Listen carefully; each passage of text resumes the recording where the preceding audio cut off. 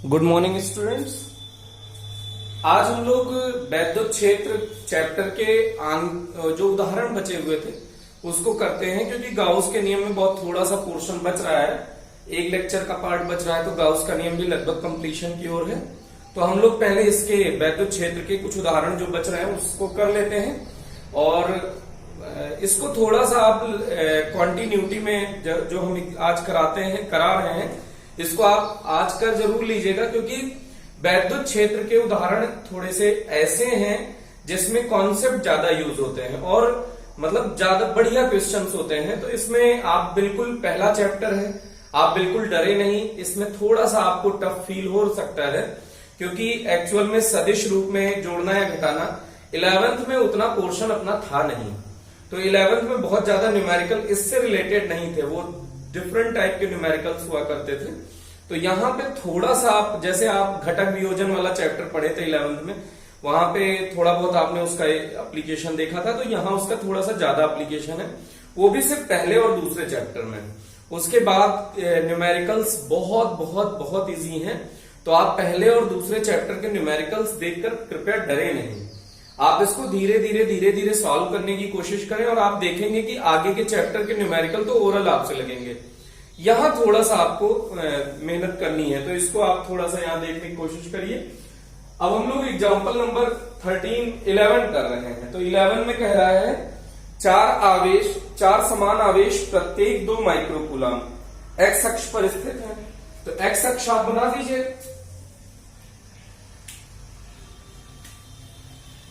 X अक्ष पर स्थित है, ये क्रमशः 0,0 पर स्थित है,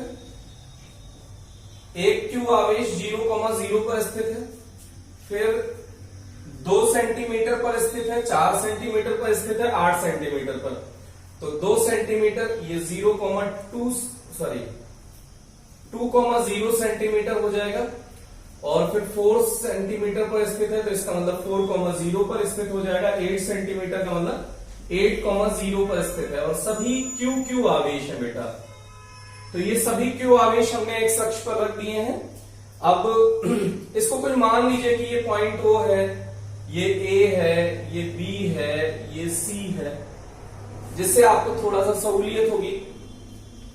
अब 2 सेंटीमीटर पर स्थित आवेश पर परिणामी बल ज्ञात कीजिए। जो आवेश 2 सेंटीमीटर पर है बेटा, उस पर आपको परिणामी बल ज्ञात करना है, मतलब इस पर आपको परिणामी बल ज्ञात करना है। तो बल ज्ञात करने का फॉर्मूला क्या होता है? K(Q1Q2)/r²। तुरंत स्ट्राइक करना चाहिए, बस इतना सा आपके दिमाग में स्ट्राइक किया, और बल सदिश राशि तो सदिश रूप में जोड़ेंगे घटाएंगे। अब दूरी चाहिए तो दूरी लिख लीजिए, ये 2 सेंटीमीटर हो गया। इसी पर देख रहे हैं तो यहीं से यहां तक की दूरी, यहां से यहां तक की दूरी, ये भी 2 सेंटीमीटर है, और यहीं से यहां तक की दूरी, क्योंकि इसी पर बल देख रहे हैं तो इसी से दूरियां सारी लेनी है। तो ये आपकी हो गई 6 सेंटीमीटर। ये हमने दूरियों को लिख लिया। अब ये Q बराबर 2 माइक्रोकूलम दे रखा है, तो 2 माइक्रोकूलम को तुरंत हमने कूलम में कन्वर्ट कर लिया। अब अपन को चाहिए फोर्स ऑन A, तो A पर फोर्स चाहिए सभी के कारण, तो F नेट निकाल लेते हैं A पर। Force net on A। अब इसको निकालने के लिए 1 मिनट थोड़ा सा समझने की कोशिश करिएगा। ये समान प्रकार के आवेश हैं, ये दोनों एक दूसरे को प्रतिकर्षित करेंगे, तो प्रतिकर्षित करेंगे तो ये force on A due to O इधर लगेगा। ऐसे B वाला इसको Q आवेश ये भी है, तो ये इसको प्रतिकर्षित करेगा, तो इधर की ओर प्रतिकर्षित करेगा। तो force on A due to B, ये हम सदिश रूप में दिखा रहे हैं बेटा। अब ये C वाला भी A वाले को धक्का मारेगा, ऐसे प्रतिकर्षित करेगा, तो ये अपन ने लिख दिया force on A due to C। अब यही तीनों बल अगर आप जोड़ दीजिए तो नेट बल मिल जाएगा A पर। तो A पर नेट बल क्या हो जाएगा? F AO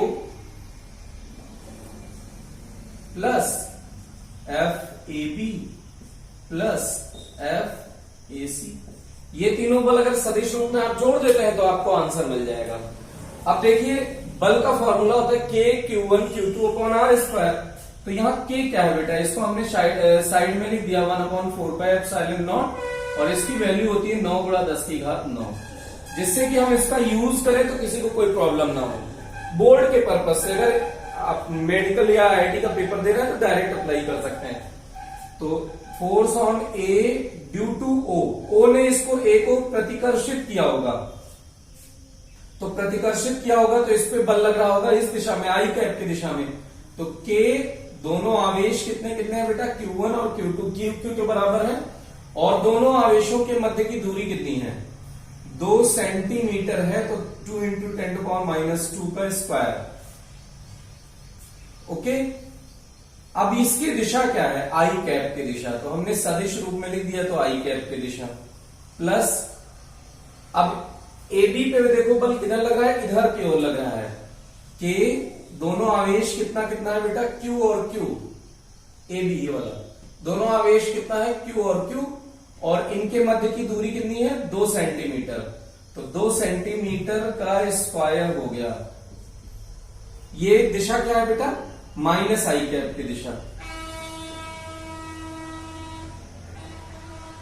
फिर उसके बाद एक और बच रहा है, इसने इस पे बल लगाया होगा इधर की ओर, FAC के नाम से है लिखा, दोनों आवेश कितना है, Q और Q, तो KQ/6 × 10⁻² का स्क्वायर, और इसकी भी दिशा किधर है बेटा, माइनस आई कैप की दिशा। अब यहां से आप देख सकते हो कि ये वाले दोनों, अगर आप माइनस को आगे ले आओ या फिर जो भी पोर्शन कॉमन हो रहा है उसे कॉमन ले लीजिए, ज्यादा इजी ये हो जाएगा, KQ² कॉमन हो गया बेटा, बचा क्या है यहाँ पे, आई कैप भी कॉमन ले रहे हैं तो लास्ट में लिख देंगे आई कैप कॉमन ले रहे हैं, तो आई कैप कॉमन ले रहे हैं, तो उसके बाद बचा क्या है यहाँ पे, 1/2 × 10⁻² उसका स्क्वायर। अब आई कैप कॉमन हुआ है तो माइनस से मल्टीप्लाई हो जाएगा, तो 2 × 10⁻² उसका स्क्वायर, और माइनस ये भी हो जाएगा 1/6 × 10⁻² इसका स्क्वायर। अब यहां पे देखिए ये दोनों नंबर सेम है, कैंसिल आउट हो गए। अब रिजल्ट में क्या आया, KQ² / 6 × 10⁻² इसी का स्क्वायर कर दीजिए, और माइनस आई कैप, इस माइनस को हमने इस आई कैप के साथ लिख दिया, क्योंकि माइनस आई कैप या प्लस आई कैप इसकी दिशा को प्रदर्शित करते हैं कि इस पर परिणामी बल किधर लगा है। तो एक बात दिख रहा है कि परिणामी बल इस दिशा में लगा है। अब इसके बाद सारी वैल्यू आप सब्स्टिट्यूट कर दीजिए, आंसर ले लीजिए। तो वैल्यू सब्स्टिट्यूट करते हैं, के की वैल्यू कितनी है बेटा, फोर्स नेट ऑन ए के की वैल्यू कितनी है, 9 × 10⁹ क्यू की वैल्यू कितनी है, 2 माइक्रोकूलम, 10⁻⁻6 2 × 10⁻⁻6, ये हो गया के क्यू की वैल्यू। 6 का स्क्वायर कितना हो जाएगा, 36 × 10⁻⁻4। अब यहां माइनस आई कैप तो है ही, 9 दूनी 18 दूना 36, तो 9 दूनी 18 दूना 36 से 36 कैंसिल आउट हो गया बेटा। अब बचा क्या, पावर कलेक्ट कर लो, 10⁻4 ऊपर चला जाएगा तो 10⁻+4 हो जाएगा, तो 10⁻13 प्लस में हो गया इंटू 10⁻−12 माइनस आई कैप, तो इसको लिख सकते हैं 10 माइनस आई कैप न्यूटन। तो 10 न्यूटन बल लग रहा है माइनस आई कैप की दिशा में। ये बल क्या प्रदर्शित कर रहा है बेटा, 10 न्यूटन बल लग रहा है माइनस आई कैप की दिशा में। तो इस तरह से ये न्यूमेरिकल कंप्लीट होता है। इसको वीडियो पॉज करके आप नोट करें। अगर आपने ये न्यूमेरिकल नोट कर लिया है तो ओरल करने का तरीका, जैसे इतना लंबा ये आप बोर्ड के पर्पज से कर रहे हैं तो आपको इतना लंबा करना है, लेकिन कंपटीशन में कर रहे हैं तो 1 मिनट भी आपके पास टाइम नहीं लगना चाहिए इतने इजी न्यूमेरिकल का। तो उसको देखिए कैसे करेंगे।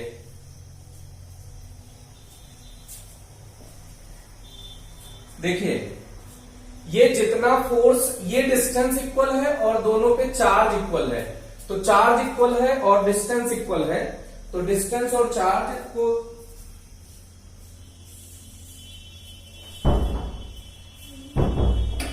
अगर ये डिस्टेंस इक्वल है और चार्ज इक्वल है, देखिए F इसने इस पे लगाया है AO और इसने इस पे लगाया है AB, ये दोनों डिस्टेंस और चार्ज इक्वल है, बराबर है, विपरीत दिशा में, ये दोनों निरस्त हो जाएंगे।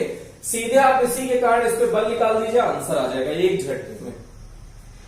आपको कुल मिला के FAC निकालना है, क्योंकि ये दोनों AB और AO कैंसिल आउट हो जाएंगे, तो FAC डायरेक्ट कैलकुलेट करिए, वो भी आपको ओरल दिख रहा होगा।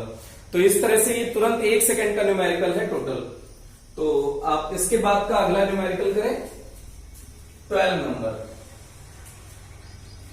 तो इसी का अगला न्यूमेरिकल अपन 12 नंबर कर रहे हैं। तो 12 नंबर देखिए क्या है, 4 समान आवेश प्रत्येक Q मान का। इस टाइप के क्वेश्चन थोड़े अच्छे माने जाते हैं। तो 4 आवेश प्रत्येक Q मान का एक वर्ग के कोनों पर स्थित है। यहां Q Q Q आवेश है और ये चारों आवेश एक वर्ग के कोने पर स्थित है, ए भुजा के वर्ग के कोने पर स्थित है। तो ये भुजा कितनी हो गई, सभी भुजाएं बेटा ए। प्रत्येक आवेश पर शेष आवेशों के कारण परिणामी बल ज्ञात कीजिए। जो भी आवेश आपको दिख रहे हैं, इन सभी पर, जैसे इस पर आपको निकालना है तो इसके कारण भी, इसके कारण भी, इसके कारण भी। इस पर आपको निकालना है तो इसके कारण भी, इसके कारण भी और इसके कारण भी। ऐसे ही सभी पर आपको बल बताना है। तो ये सभी बल एक पे आप किसी पे भी कैलकुलेट कर लीजिए, वो सब पे बराबर लग रहे होंगे, बस उसकी दिशाएं अलग अलग होंगी बेटा। तो हम लोग मान लेते हैं कि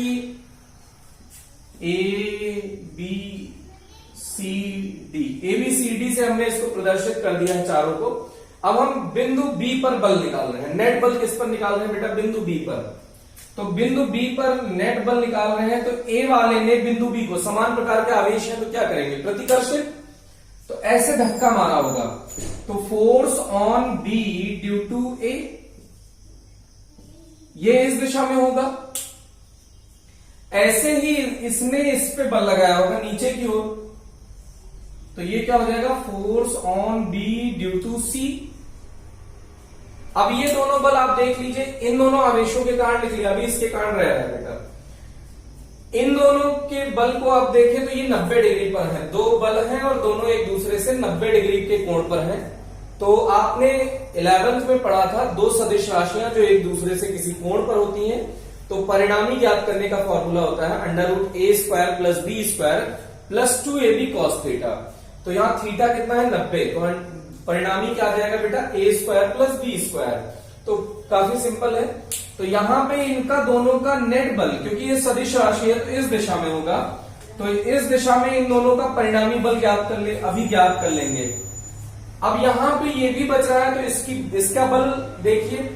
अब यहां से यहां तक की दूरी भी अपन को चाहिए, क्योंकि बल निकालने के लिए फॉर्मूला होता है KQ इंटू दोनों के बीच की दूरी का वर्ग, KQ1 Q2 अपॉन दूरी का वर्ग। तो यहां से आप दूरी का वर्ग क्या होगा बेटा, ये दूरी निकाल लीजिए। अगर ये समकोण त्रिभुज है तो ये लंब है, ये आधार है, तो ये कर्ण कितना मिल जाएगा, a√2 पाइथागोरस से बेटा। अब इसके बाद देखिए, अगर ये आपको मिल चुका है तो यहां से इसने इसको कैसे बल लगाया होगा, ऐसे इस दिशा में, तो इसका प्रतिकर्षण बल देख लीजिए, इस दिशा में होगा। कुछ तीर हमने अलग सा थोड़ा सा डिफरेंट बड़ा कर दिया है। तो इसको अपन क्या लिखेंगे, force on B due to D, चले जाइए, force on B due to D।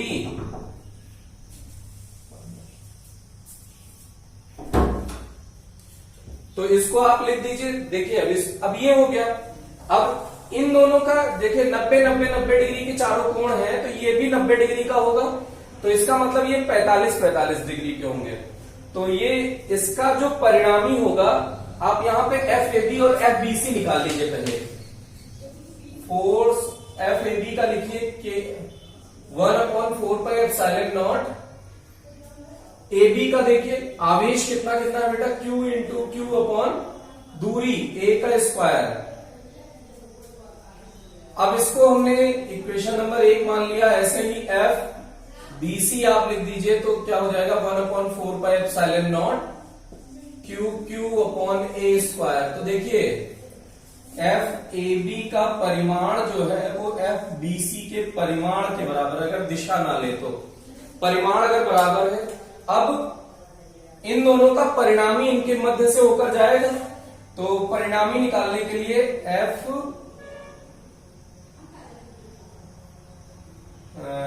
कुछ नाम दे दीजिए इसको, F1 मान लीजिए, F1 मान लेते हैं, वो होगा F1 का परिणामी क्या होगा, अंडर रूट, परिणामी का परिणाम परिमाण AB का square plus under root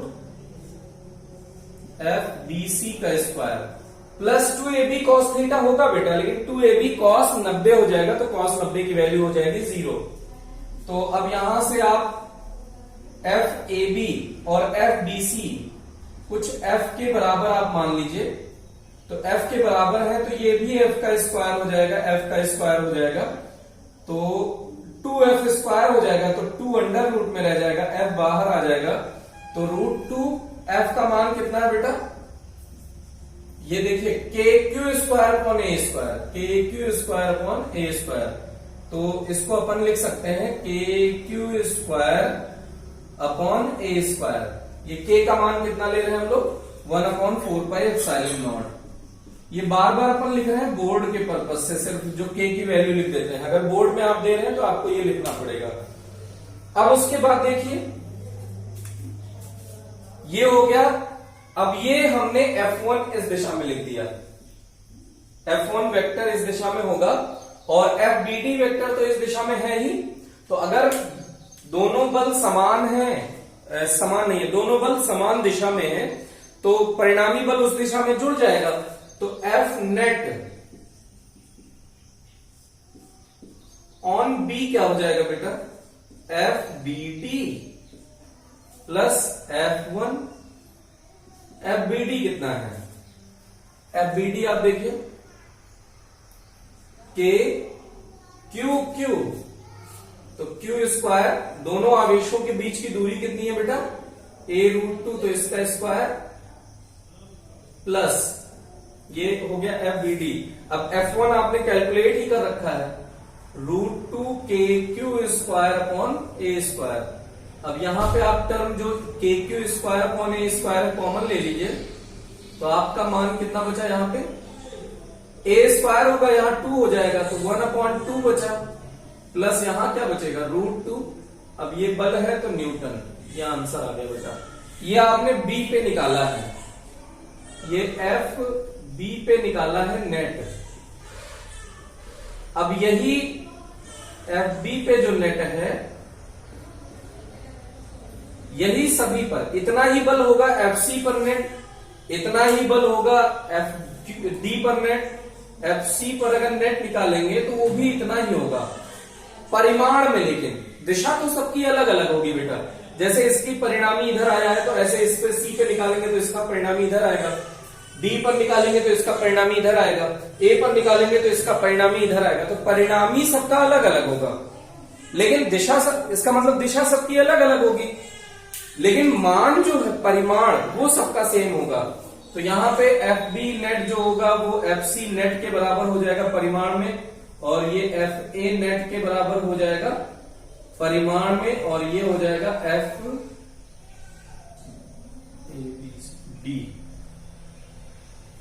net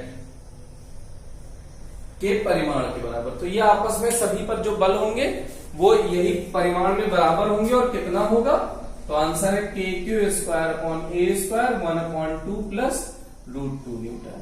ये हो गया आपका आंसर। इसका वीडियो पॉज करके फिर इसको भी नोट करें आप। और न्यूमेरिकल जैसे ही हम जैसे अब ये 12th कर चुके, तो अब 13th पहले आप खुद से ट्राई करें, फिर आप वीडियो देखें, जब जिससे आपको बहुत ज्यादा फायदा मिलेगा। पहले वीडियो देख के फिर ना किया करें, वीडियो पॉज कर दिया करें। अब 13th खुद से ट्राई करें, नहीं होता है अब सोल्यूशन देखें, आपको बहुत फायदा मिलेगा। तो इसलिए सोल्यूशन डायरेक्ट छापे नहीं बेटा।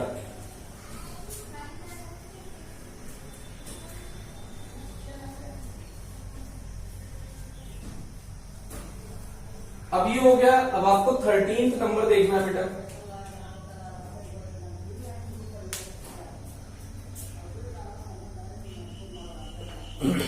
4 माइक्रो कूलाम के अनंत आवेश एक्स अक्ष पर 1 metre, 2 metre, 4 metre, 8 metre dot dot पर रखे हैं।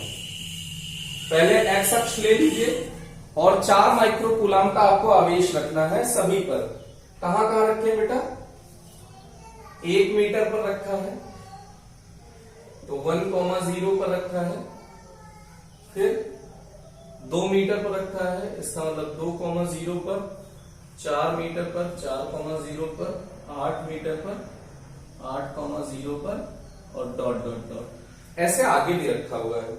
सभी पर आवेश कितना रखा है? 4 माइक्रो कूलाम। तो अभी हमने क्यू मान लिया है बेटा, और Q की वैल्यू हम लोग लिख लेंगे। Q की वैल्यू है 4 माइक्रो कूलाम, तो 10⁻⁻⁶ कूलाम। इन आवेशों के कारण मूल बिंदु पर रखे 1 कूलाम के कारण आपको बल ज्ञात करना है। तो यहां मूल बिंदु पर मतलब 0, 0 पर 1 कूलाम आवेश रखा है, ये 1 कूलाम, ये Q का मान यहां बदल गया है बेटा। तो 1 कूलाम पर आपको बल ज्ञात करना है। तो जब एकांक आवेश होता है तो उस पर लगने वाले बल को तीव्रता कहते हैं वैसे, लेकिन अपन इसमें इंटरेस्टेड नहीं है कुल मिला के, अभी बल के रूप में ही लिखते हैं। तो इस पर आपको नेट बल निकालना है बेटा 1 कूलाम पर। तो इस पर कुछ नाम यहां ABCD दे दीजिए। ये O हो गया, तो ये A हो गया, ये B हो गया, ये C हो गया, ये D हो गया, डॉट डॉट डॉट। तो फोर्स ऑन O, ये नेट अपन लिखना चाहें तो ये हो जाएगा force on O due to A plus force on O due to B plus force on O due to C plus dot dot dot, और लिख लीजिए force on O due to D plus dot dot dot. Infinite terms हैं तो force on O due to A लिखिए। तो K का मान यहां जरूर लिख दीजिए। हम K को क्या मान रहे हैं बेटा? 1/4πε0। तो K 1 इंटू Q, तो 1 इंटू Q का मान अभी लास्ट में रख देंगे बेटा। वैसे Q का मान 4 माइक्रो कूलाम है, आप डायरेक्ट चाहें तो रख दें, लेकिन हमेशा वैल्यू लास्ट में रखते हैं, इससे आपको बहुत फायदा मिलेगा। अपॉन इन दोनों के बीच की दूरी कितनी है बेटा? 1 मीटर। इन दोनों के बीच की दूरी कितनी है बेटा? 2 मीटर।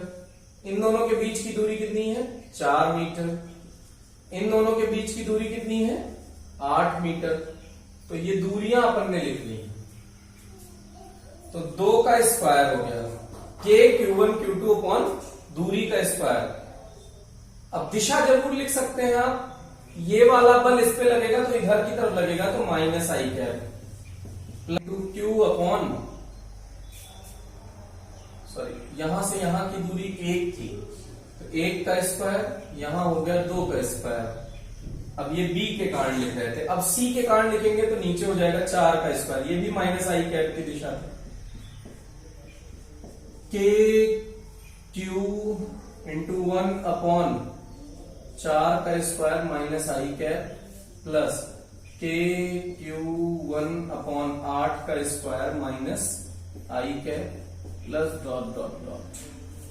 अब इसमें जो टर्म कॉमन हो रहे हैं उन्हें कॉमन ले लीजिए, उसके बाद देखिए सबके पास माइनस आई कैप है, तो माइनस आई कैप भी कॉमन हो जाएगा।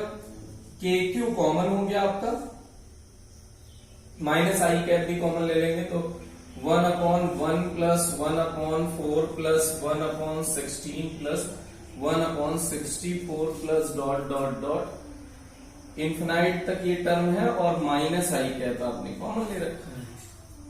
अब देखिए यहां पे एक बात ध्यान देने योग्य है कि ये अनंत श्रेणी का योग है। अब ये श्रेणी कौन सी है? तो हमारे पास समांतर श्रेणी, गुणोत्तर श्रेणी, हरात्मक श्रेणी और उनका मिश्रण भी होता है। लेकिन यहां पे देखिए कुछ इसका अनुपात बढ़ता जा रहा है। तो इसका प्रथम पद ये देखने से आपको पता चल जाएगा कि ये गुणोत्तर श्रेणी है। 11th में बायो वाले टेंशन वाले 11th के जो शुरू का हमने चैप्टर पढ़ाया था मैथमेटिकल फिजिक्स, उसमें ये वाला पोर्शन आपको समझा रखा है। तो कोई कंफ्यूजन होगी तो आप वहां से मदद लीजिए, आपको बहुत फायदा मिलेगा। तो इसका प्रथम पद ये हो गया। तो इस श्रेणी को, पहले इस पोर्शन को छोड़ दीजिए, इस श्रेणी को सॉल्व कर लेते हैं। तो श्रेणी को हम लोग कुछ भी मान लीजिए, गुणोत्तर श्रेणी है, तो कुछ x मान लीजिए इसको, तो 1/1 plus 1/4 plus 1/16 plus 1/64 plus dot dot dot. तो इसका a, प्रथम पद को a से प्रदर्शित करते हैं। अब इसमें सार्वानुपात निकालते हैं। सार्वानुपात का मतलब इसमें बटे इसका, या इसके बटे इसका, या इसके बटे इसका, किसी भी अगले टर्म का उसके पहले वाले टर्म से डिवीजन कीजिए।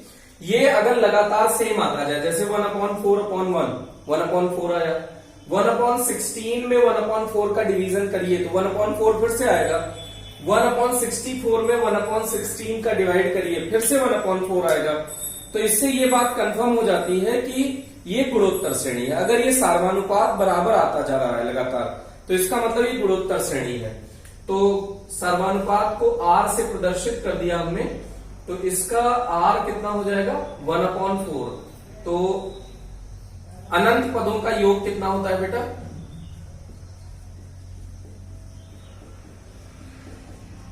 योग होता है a/1 माइनस r।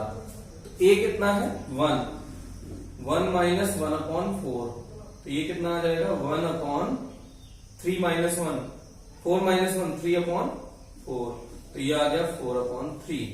तो इसकी पूरे की वैल्यू हो गई 4/3। सारा मान अब रख दीजिए। k का मान है 9 गुणा 10 की घात 9, q का मान है 4 माइक्रो कूलम, तो 4 गुणा 10 की घात -6, और कुछ नीचे नहीं, नीचे के, अब सॉरी नीचे तो कुछ नहीं। इस श्रेणी का मान कितना है 4/3। तो अब इसको देखिए, 3 से इसको कट कर दीजिए, 3, अच्छा माइनस आई कैप दिशा को प्रदर्शित ही करेगा, तो 16/48 हो गया, इंटू 10 की घात कितना है बेटा 9 और 10 की घात 6, तो 10 की घात 3 हो गया, माइनस आई कैप। अब इसको आप और सिंप्लीफाई करना चाहें तो 4.8 into 10⁴ minus I cap Newton. तो इतना बल लगेगा बेटा। इस वाले पोर्शन में थोड़ा सा, अगर बायो वाले स्टूडेंट है तो उनको प्रॉब्लम होगी, तो वो इसको फिजिक्स में जब मैथमेटिकल पोर्शन पढ़ाया गया तो वहां से देख सकते हैं। ओके, अब इसके बाद अपना नेक्स्ट न्यूमेरिकल है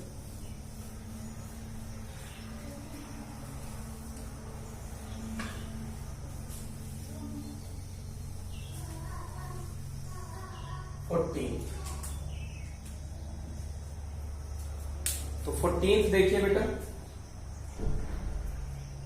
तेल की एक बूंद है, उस पर 12 इलेक्ट्रॉन के बराबर आवेश है। यह स्थिर वैद्युत क्षेत्र में 12 इलेक्ट्रॉन के बराबर आवेश है, तो n बराबर 12।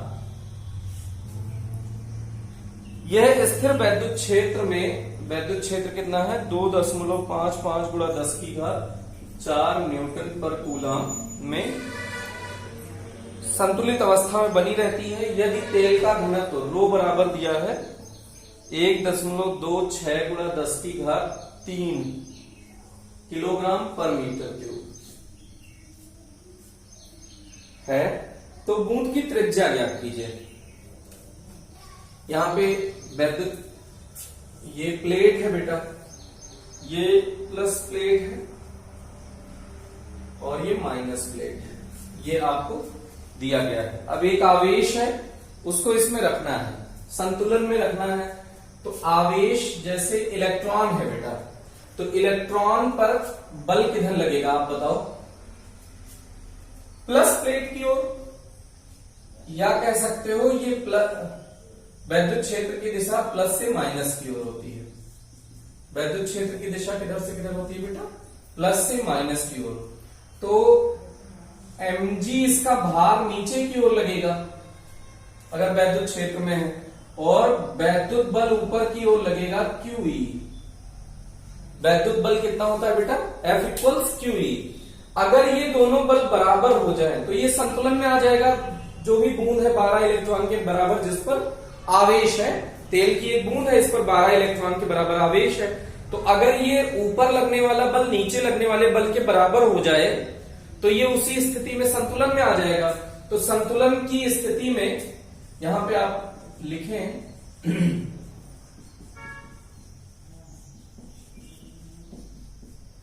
संतुलन की स्थिति में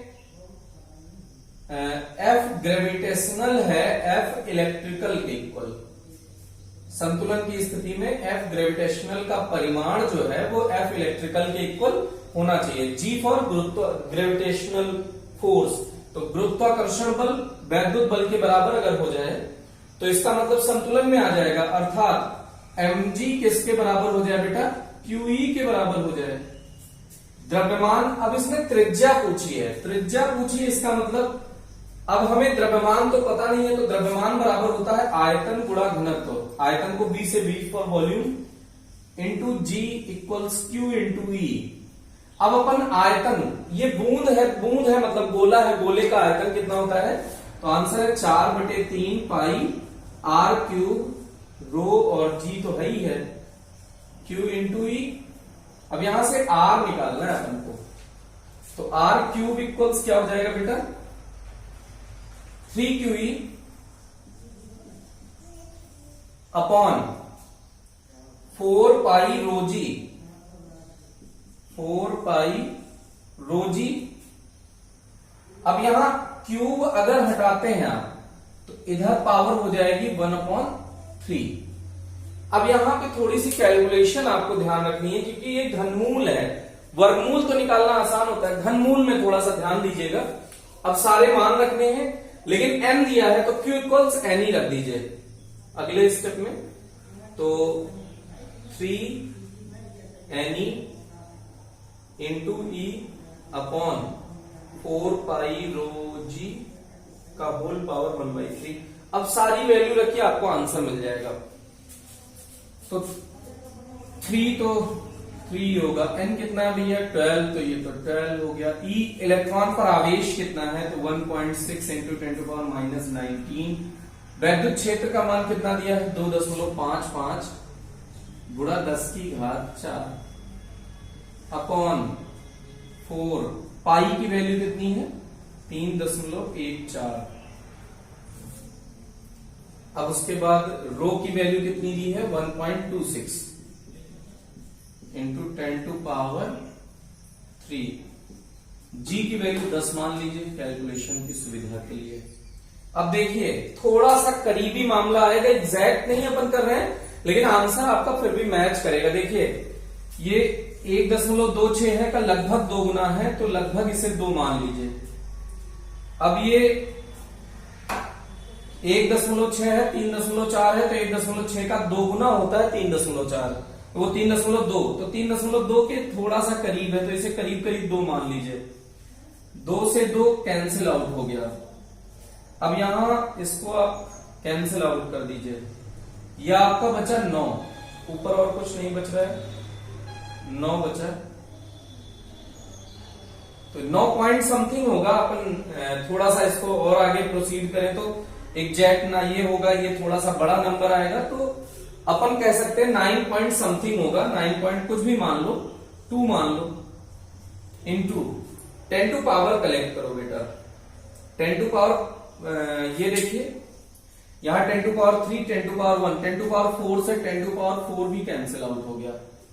अब यहां बचा क्या बेटा, 10 टू पावर -19। अच्छा घनमूल में होता है कि अगर जैसे 3 लोगों का अगर जोड़ा मिलेगा, 10 10 10 लिखा है अगर घनमूल के अंदर, तो इसका आंसर 10 आता है। एग्जाम्पल के फॉर्म में हमने समझाया है। अब यहां पे पावर में कितना बचेगा बेटा, -19। अब -19 का तो 3 टुकड़ा बन नहीं पाएगा, तो इसको 21 कर लो जिससे 7 का टुकड़ा बन जाए। तो अगर यहां पे 100 से गुणा कर दें और 100 से भाग कर दें, तो 100 से गुणा करो 100 से भाग करो, तो ये क्या बन जाएगा, ये पावर में 1/3 तो है ही है। 100 से गुणा कर दिया तो ये हो गया 920, 100 से भाग कर दो तो ऊपर जाएगा तो 10⁻21 हो जाएगा, ये 1/3 है पावर में। अब ये 920, अच्छा इसको करीब करीब 1000 के करीब सोच सकते हैं, तो 1000 का क्या होगा 10 गुणा 10 गुणा 10, तो उसमें से 10 बाहर आ जाता, तो 1000 तो ये है नहीं, 1000 से कम है, तो इसका मतलब जो आप 10 सोच रहे हैं आंसर, वो 10 से थोड़ा सा कम होगा। तो आंसर कुछ 9.8 के करीब लिख दीजिए आप। 9.8 इंटू 10⁻21 के 3 टुकड़े करो तो -7 आ जाएगा। अभी आप निकाल रहे थे त्रिज्या, तो ये हो गया मीटर, ये आपका आंसर। एग्जैक्ट यही 9.8 आंसर भी आ रहा है बुक में भी, तो आप इसको थोड़ा सा कैलकुलेशन करें करीब करीब। उन्होंने जी की वैल्यू 10 ली, हमने और इजी करने के लिए 9.8 वो उन्होंने 9.8 ली, हमने 10 ले ली है, वो 9.8 9.7 उससे ज्यादा फर्क नहीं पड़ेगा। तो ये हो गया अगला न्यूमेरिकल। इसके बाद का न्यूमेरिकल अपन करने जा रहे हैं 15th नंबर।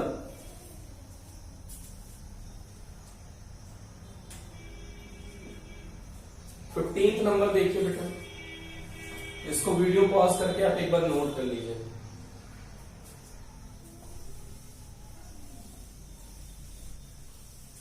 फिजिक्स का पोर्शन बस इतना था, mg इक्वल्स क्यूई, उसके बाद कैलकुलेशन है सिर्फ आपकी।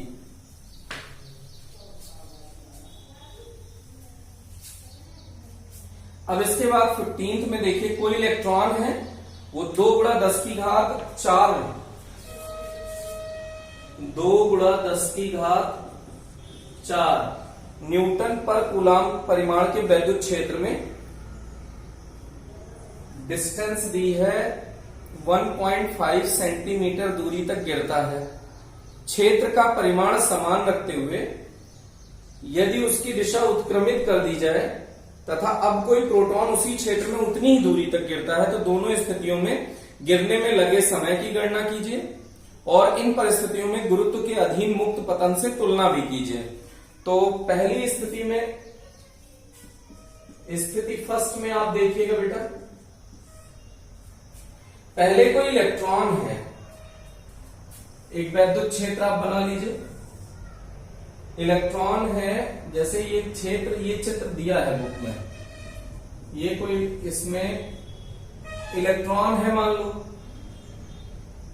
वो गिरता है, इलेक्ट्रॉन प्लस की ओर आकर्षित होगा बेटा, तो इलेक्ट्रॉन गिरता है, वो दूरी दी है 1.5 सेंटीमीटर गिरता है और इस वैद्युत क्षेत्र में, तो जैसे इसे कह सकते हैं कि ये ऐसे होगा वैद्युत क्षेत्र, इसके बीच में कोई इलेक्ट्रॉन ऐसे छोड़ा है आपने, तो पहले प्रारंभिक उसका वेग 0 होगा, उसके बाद वेग बढ़ेगा, तो आप यहां पे निकाल सकते हैं कि S इक्वल्स, या यहां पे हमने D से लिख दिया, इसे S दूरी को S से प्रदर्शित कर दो, या ऊर्ध्वाधर है तो इसे H से प्रदर्शित कर दो, चलेगा, सब चलेगा, जो भी आप लिखना चाहें, तो H लिख दो या S लिख दो, तो हम लोग चलो H लिख रहे हैं, H इक्वल्स, तो H इक्वल्स क्या होगा बेटा, समय निकालना है, प्रारंभिक वेग 0 है, तो फॉर्मूला कौन सा लगेगा, जिसमें दूरी भी हो और प्रारंभिक वेग 0 भी हो, तो न्यूटन के 3 फॉर्मूले हैं गति विषेक, तो v equals u plus at, s equals ut plus half at square, और v square equals u square plus 2as। तो पहला और तीसरे में थोड़ा सा प्रॉब्लम है, पहले में समय है लेकिन दूरी नहीं है, तीसरे में दूरी है लेकिन समय नहीं है, तो इसका मतलब बचा कौन सा, दूसरा वाला फॉर्मूला, तो h equals ut plus half gt square, sorry G नहीं लेना है, यहां पे त्वरण इनका है पूछा है, तो at स्क्वायर।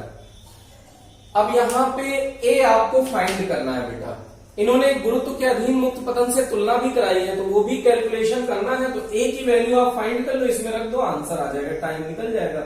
तो पहले हम जानते हैं जो इस पे बल लगेगा वो F इक्वल्स ma लगेगा, और बल क्या लगेगा, F इक्वल्स QE। Q किसके बराबर हो जाएगा, इलेक्ट्रॉन के आवेश के बराबर, तो E, इसको अगर समीकरण 1 और 2 मान लें तो E इक्वल्स ma, तो A क्या हो जाएगा बेटा, E अपॉन m। E कितना है बेटा, 1.6 इंटू 10⁻−19। E कितना है, 2 गुणा 10 की घात 4 द्रव्यमान होता है इलेक्ट्रॉन का, मास ऑफ इलेक्ट्रॉन 9.1 इंटू 10⁻31। अब इसको थोड़ा सा सिंप्लीफाई करने की कोशिश करो। ये 16 गुना 32 3.2 हो गया, तो 3.2 का लगभग 3 टाइम्स है, करीब करीब। तो इसको करीब करीब 1/3 लिख सकते हो और बाकी पावर कलेक्ट कर लीजिए। तो 10⁻31 ऊपर जाएगा, +4 तो ऊपर है ही है, तो 35 हो गया। 35 में से 19 अगर आप सब्सट्रैक्ट करें तो 35 में से 19 जाएगा तो 16 बचेगा। तो ये आया 10⁻16 मीटर पर सेकेंड स्क्वायर। आप देखें कि 10 की घात 16 है, इसका मतलब त्वरण बहुत बहुत बहुत ज्यादा है। तो g की तुलना में तो ये त्वरण नगण्य है भैया। अब इसको उठा के इसमें सब्स्टिट्यूट कर दीजिए। ये हुआ 0, हाफ, a की वैल्यू आपने फाइंड करी है 1/10⁻³ इंटू टी स्क्वायर। h की वैल्यू कितनी दी है बेटा? 1.5 इंटू 10⁻² सेंटीमीटर। अब इसको क्रॉस मल्टीप्लाई करो तो 6 यहां है, 6 का 1.5 से तो 9 हो गया करीब करीब, इंटू 10⁻, कलेक्ट कर लो -2, और ये नीचे जाएगा 10 की घात -16 तो ऊपर आएगा, तो 10 की घात -14 इक्वल्स टी स्क्वायर। तो t इक्वल्स करीब करीब आ जाएगा 3 इंटू 10⁻7 सेकेंड। बेटा एग्जैक्ट कैलकुलेशन नहीं, लेकिन करीब करीब मिल रहा है, तो इससे आपके आंसर पे कोई फर्क नहीं पड़ेगा, उतना आप एक्यूरेट माना जा सकता है। तो समय है इतना सेकेंड, किसके कारण बेटा? ये समय इलेक्ट्रॉन के गिरने का है। अब इसी तरह से प्रोटॉन के गिरने का समय आप निकाल लें, तो प्रोटॉन के गिरने में सिर्फ यहां पे क्या आएगा चेंज। आप देखिए इसी में हम इसको पहले आप नोट कर लीजिए, इसी में हम थोड़ा सा करेक्शन करेंगे और प्रोटॉन का मिल जाएगा आपको। तो देखिए अब प्रोटॉन के लिए त्वरण निकालना है, तो F equals ma, F equals QE, तो ये E इक्वल्स ma, तो ये मास ऑफ प्रोटॉन हो जाएगा बस। तो मास ऑफ प्रोटॉन कितना होता है? 1.67 इंटू 10⁻27। बाकी सारा टर्म सेम है।